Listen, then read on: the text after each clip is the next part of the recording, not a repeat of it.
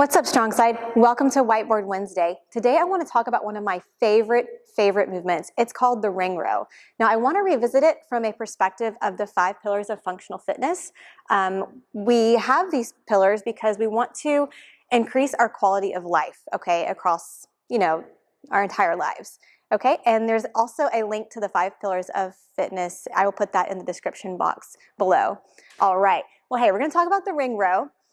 And I want to set you off with some goals here as we go into our training the next couple weeks. I want you to think about getting the perfect push-up, and I'll explain what I mean like that visually as we go over to the rig. I also want to show you the value of this movement in setting up our flat back and shoulder position for a lot of our barbell lifts, okay? And then also, of course, what we're most familiar with is getting us set up for pull-ups and many more gymnastic style movements, okay? So let me give you a little visual demonstration over here at the rig. All right, so remember our 5 pillars of functional fitness in our little push-up guy, okay? So here I am doing this motion and keeping my arms nice and close to my body and pushing up. Now, as we get really tired and really fatigued, and as we're working to progress to a perfect push-up, we tend to lose our midline and kind of do the worm or do all kinds of crazy things just to get ourselves up in the proper position. But with the assistance of the rings, we kind of more naturally, so pretend like I'm doing the same thing upside down. We more naturally fall into that stable midline position. So you can see I'm doing the same thing, just upside down.